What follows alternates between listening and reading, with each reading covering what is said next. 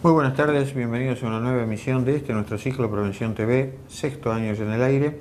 Y bueno, venimos con una serie de programas tipo efemérides, ¿no? Hicimos primero uno por el Día del Alzheimer, luego otro por el Día Mundial del Corazón. Ahora vamos a dedicarnos a hablar de un mes. Ese mes es el mes de la mujer. Es dedicado a la mujer. Es dedicado a la mujer. Y también van a ser los programas consecutivos que nos van a acompañar a lo largo del mes. En el día de hoy vamos a empezar hablando justamente de aquello que nos diferencia desde el punto de vista, si quieren, cardiovascular. Así que luego de un breve corte estamos con el programa. Bueno, suele decirse que de alguna manera la naturaleza es sabia. Entonces, por ejemplo, cuando al consultorio de un cardiólogo concurre una mujer joven que no consume anticonceptivos, una mujer joven que no fuma ni consume comida chatarra, casi con seguridad, por más que ella crea que tiene un problema cardiovascular, no lo va a tener. Es decir, en tanto y en cuanto se observen esas pautas, las mujeres son distintas de los hombres y la misma naturaleza las protege por aquellos que tienen, digamos, discapacidad de ser madres. Ahora bien, agotada esa etapa de la vida, la película es diferente y en las etapas previas también puede ser diferente si no se observan, digamos así, determinadas reglas. Por ejemplo, es distinto cuando uno habla de hipertensión en una mujer, ¿no? Sí, obviamente. Hay un marcador muy importante que deben tener en cuenta, es fundamentalmente el tema del embarazo de la mujer. Hipertensión y embarazo, si la mujer tuvo hipertensión durante el embarazo, es un marcador futuro a que esa paciente va a ser, si no lo va a ser después del embarazo, con el tiempo o cuando entre en el periodo de menopausia, seguramente va a ser hipertensa. ¿Por qué? Porque esa es una mega disfunción endotelial la que ocurre. Normalmente, durante el embarazo, hay algunas enzimas, hay algunas hormonas, fundamentalmente, la relaxina, por ejemplo, que se encarga de bajarnos la tensión arterial, o sea que lo habitual, lo normal dentro de un embarazo es que la presión esté igual o con tendencia a descender. Cuando eso no ocurre y la presión empieza a subir, acompañada de otra sintomatología que no viene al caso, que es las piernas hinchadas, la falta de aire, análisis que dan mal, con proteínas en la orina o el ácido úrico que está elevado. Cuando aparece eso, puede estar conduciéndonos a una hipertensión y embarazo. Y eso la marca a futuro. ¿Qué quiere decir? Esa mujer seguramente con el tiempo, a lo largo de su vida, va a ser hipertensa. Por lo tanto, tiene que empezar a hacer determinadas cosas a lo largo de su vida para tratar de llevarlo lo más tarde posible la aparición de esa hipertensión arterial, como cuidarse con el tema de la sal, mantener su peso corporal y a tratar de hacer actividad física. tengan presente otras cosas. Es decir, cuando una mujer se embaraza y tiene hipertensión, es difícil que sea la hipertensión lo que lo lleve a la cesárea. Es difícil que la hipertensión en un embarazo no se pueda controlar porque hay varias combinaciones de drogas, hay que alcanzar la dosis máxima de todas esas combinaciones de drogas para que uno como cardiólogo indique cesárea solamente por hipertensión. La cesárea normalmente se indica porque hay otra serie de condiciones que acompañan a la hipertensión, normalmente vinculados al crecimiento del feto o a otras patologías concomitantes que ponen en riesgo la vida de la madre, que hacen que el paciente, o la paciente, perdón, termine en este caso con una cesárea abdominal. Por otro lado, si la paciente quiere quedar embarazada, por ejemplo, y es una paciente que está con hipertensión ya previa al embarazo, en realidad tiene que comunicarle a su médico de cabecera, al clínico, al cardiólogo, porque la mayoría de las medicaciones que puede estar tomando para la hipertensión arterial pueden ser teratogénicas. ¿Qué quiere decir esto? Que pueden provocar alteraciones en la formación del feto, fundamentalmente en esos primeros 3 meses. Y si uno desconoce que está embarazada y sigue tomando esa medicación, podemos hacer un daño importante al bebé, con malformaciones, con trastornos importantes, inclusive trastornos que le pueden hasta costar la vida. Por lo tanto, si uno tiene planificado programar un embarazo, lo lógico es que lo charlen con su médico de cabecera, con su cardiólogo, para que le adecúe la medicación antihipertensiva para poder quedar embarazada y no tener ningún riesgo con respecto a la criatura que está gestando. Ese es un primer tip que tienen que tener presente. La medicación habitual para la hipertensión puede ser peligrosa y en general la medicación que uno utiliza para tratar hipertensión en embarazo suele ser muy diferente y no habitual en la práctica médica diaria. Como quedó entonces, como ya explicó Javier también, el hecho de ser hipertenso durante un embarazo implica un mal antecedente a futuro. Si hubo antecedentes de esto sumado a antecedentes genéticos, entonces difícilmente la paciente en cuestión puede escapar de la hipertensión a futuro. No se va a escapar ni haciendo buena letra ni haciendo bien los deberes, pero la diferencia entre una cosa y la otra es que en vez de ser una hipertensa joven va a ser una hipertensa seguramente bien entrada en años, y eso implica años de vida útil. Y menos deterioro a los órganos que en general la hipertensión arterial genera problemas, ¿no es cierto? En realidad, eso es por un lado. Por otra parte, por supuesto, la vida continúa y el siguiente gran momento para que una paciente se transforme en hipertensa es la menopausia o la perimenopausia. Nuevamente es distinto de lo anterior. Normalmente cuando se trata de una paciente perimenopáusica, la paciente todavía es joven, entonces esa hipertensión tiene las mismas características que las de un sujeto joven.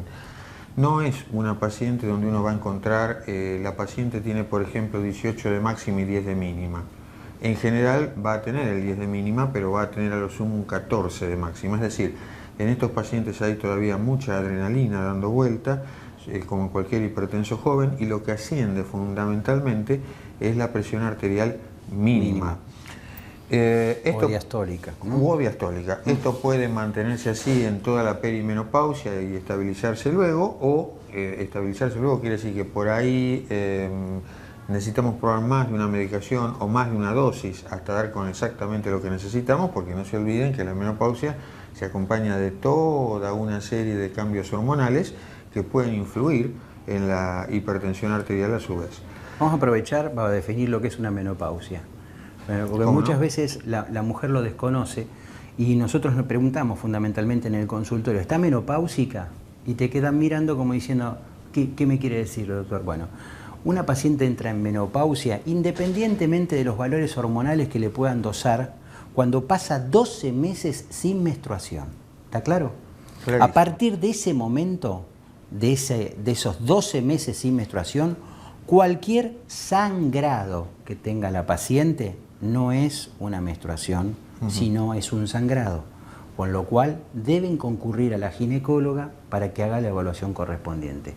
Todo lo previo. 12 meses sin menstruar, a partir de ese momento, la definición de menopausia. Eso es menopausia. Y todo lo que suceda a posteriori de eso, ojo que no tiene que ver con una nueva menstruación, sino con un sangrado genital. Así que concurran a su ginecóloga o para que le haga una evaluación. Nos están haciendo señas. Todo lo previo que puede ocurrir antes de ese año, lo que ustedes cuentan en el consultorio, doctor, me venía cada mes, ahora me viene cada 3 meses, o me viene un día y a la menstruación siguiente me viene 6, todo eso es una etapa que se llama climaterio, pero no menopausia. O si quieren es la perimenopausia o la premenopausia, pero no es menopausia en sí, para lo cual tiene que haber sí o sí un cese de sangrado a lo largo de un año. Vamos a la pausa y en el próximo bloque vamos a hablar de cuál es la mortalidad de la mujer referida en forma global, de qué se mueren las mujeres y de qué nos morimos los hombres. Así que tras un breve corte, no toque el control remoto, seguimos con el programa.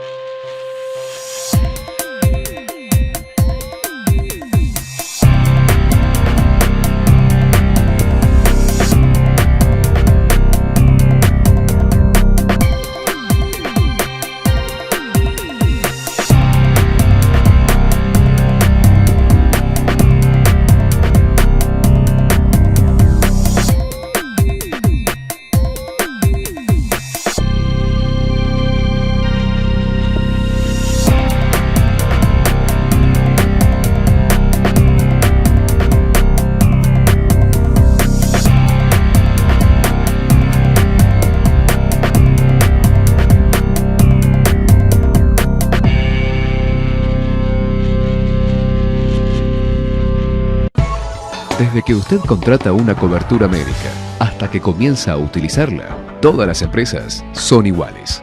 Después, es mejor que sea el Círculo Médico de Quilmes, quien le ofrece a través de FEMEVA Salud Quilmes y EMEDIC una real libre elección del profesional en su consultorio particular y beneficiarse con su aporte de ley.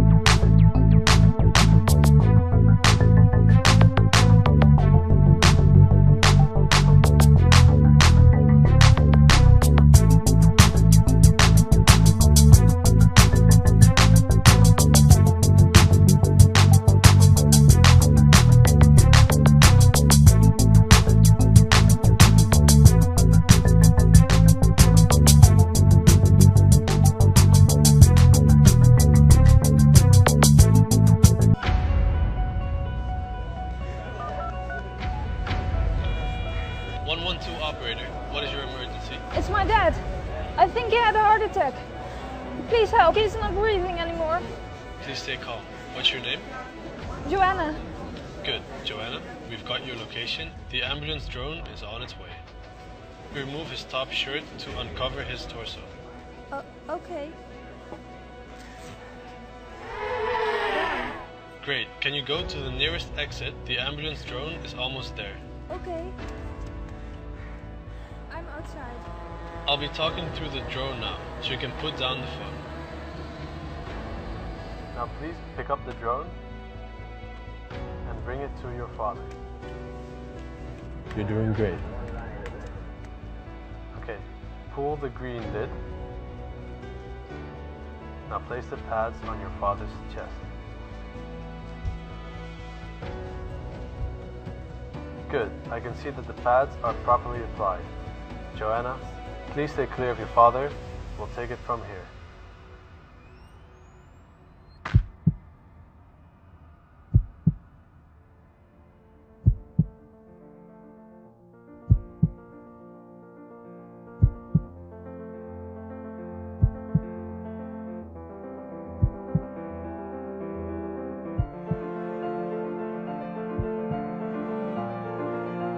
Hi, I'm Alec Momon. I'm a graduate student at the TU Delft working on a project for Living Tomorrow and UZ Gent. Our vision is to improve current emergency infrastructure with a network of drones capable of saving lives. At over 100 km per hour, these drones create an ultra-fast response system capable of increasing this survival chance from 8% to 80%. This is because the ambulance drone is not affected by current road infrastructure, but is capable of flying in a straight line, bringing down the average response time of an ambulance from 10 minutes to 1. We developed a new type of drone that is capable of folding into a very compact position. The drone essentially becomes a flying toolbox for your emergency supplies. Let's use drones for a good purpose. Let us use drones to save lives.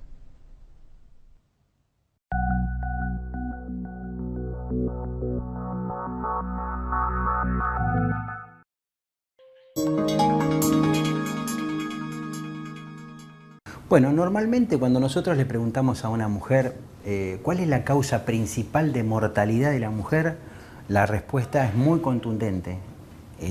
Es el cáncer de mama, te dicen. Y sin embargo, las estadísticas muestran que hay otra patología que tiene muchísima más prevalencia que el cáncer de mama, que sí es importante en determinada etapa de la vida, en esa etapa fértil de la vida, en la etapa premenopáusica. En general, la patología prevalente o la por mortalidad puede llegar a ser el cáncer de mama. Por otra característica inclusive, el cáncer de mama, cuanto más joven es la mujer, más agresivo se torna. Pero sin embargo, si tomamos globalmente la mujer, la principal causa de enfermedad es como en todo el mundo, y es igual para el hombre y la mujer, es la enfermedad coronaria, la enfermedad cardiovascular. Llámese infarto agudo de miocardio, accidente cerebrovascular, esa es la causa más importante que tiene la mortalidad de la mujer. ¿Y cuándo aparece eso? ¿Cuándo igualan las estadísticas del hombre? A partir del periodo posmenopáusico. Porque ese tema hormonal que la protegía y demás, que mantenía por ahí los valores de la tensión arterial, dejan de estar, y la paciente que por ahí tuvo un antecedente de un embarazo con hipertensión arterial, como dijimos en el primer bloque, que es un factor de riesgo para ser hipertensa a futuro, se empieza a desarrollar esa hipertensión arterial y empieza a trabajar todo lo que genera la ateromatosis, suponiendo que esa paciente fume y demás, empieza a generar placas de colesterol a nivel del árbol coronario, y en la etapa final de la vida en general hasta no superan a los hombres en la enfermedad coronaria. Si uno tuviera que definirlo rápido y mal, para el mismo nivel de enfermedad coronaria o vascular en general entre una mujer y un hombre, siempre es más complicada, por no decir peor, la evolución de la mujer. Podemos retomar brevemente lo de la hipertensión previa. Cuando la mujer entra en menopausia, incluso hoy se buscan medicaciones hipotensoras que ayuden con el tema hormonal.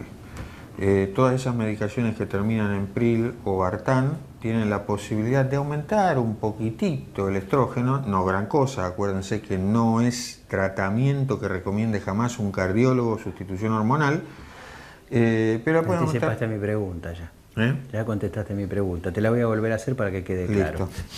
Listo. Ese tipo de pastillas ayudan un poquitito aumentando los estrógenos, pero absolutamente nada más. Y que cuando llega la etapa definitivamente de la ancianidad, o antes, en la menopausia, la mujer tiene algo que los hombres no tienen, que se llama normalmente osteoporosis. Entonces, algunas de las medicaciones hipotensoras que acompañan con diuréticos pueden ayudar allí a aliviar un segundo problema, para que tengan una idea de lo que es la diferencia de género, pero no es lo único. Ustedes van a haber escuchado una propaganda por televisión que decía hace muchos años que una aspirina previene 1 de cada 3 infartos. Esto no era enteramente cierto, entonces después agregaron en presencia de factores de riesgo. Esto empieza a ser un poco más cierto, pero sobre todo si el factor de riesgo es la hipertensión. Pero ¿saben qué? Donde está claramente demostrado que previene infartos en el hombre, pero no en la mujer. En la mujer parece ser más importante para prevenir accidentes cerebrovasculares. Llamativo, ¿no? Pero, por ejemplo, cuando uno se introduce en lo que son las arterias en sí, y ya que hablamos de neurología y accidente cerebrovascular, ustedes saben que los caños que se desprenden del caño mayor, que llevan la sangre al cerebro y que atraviesan el cuello, son las carótidas. Bueno, una evolución de una angioplastía carotídea normalmente es mucho más fácil en un hombre porque las placas que desarrollan las mujeres de colesterol son más complicadas. Entonces, existe toda una serie de factores vinculados al cuadro hormonal en sí que hacen que la mujer sea más complicada y que por lo tanto haya que ser mucho más riguroso con lo que es la prevención en sí, ¿no? Y los criterios de diagnóstico también. Es más dificultoso estudiar a una mujer porque muchas veces nosotros tenemos el convencimiento de que estamos frente a una enfermedad coronaria, tiene toda la clínica para una enfermedad coronaria, tiene dolor de pecho cuando hace esfuerzos, cuando se pone nerviosa, hay algún cambio en el electrocardiograma, por ahí en alguna prueba de esfuerzo surge alguna cosa, bueno, y estamos convencidos que la paciente debe tener algo en el árbol coronario, pedimos una coronariografía y nos encontramos con que la paciente tiene coronarias normales. Coronarias normales quiere decir en este caso puntual que la paciente no tiene obstrucciones de colesterol dentro de las coronarias. Pero, por ejemplo, las mujeres tienen con mucha más facilidad que los hombres un cuadro, digamos, de reactividad. Tienen la posibilidad de hacer espasmo de esas arterias coronarias. En realidad, de las pequeñas arterias, no de las grandes arterias que están limpias de lesiones, que es lo que nosotros vemos con la coronaria, sino de la microcirculación, o sea, de las arterias más chiquititas que se desprenden de esas grandes.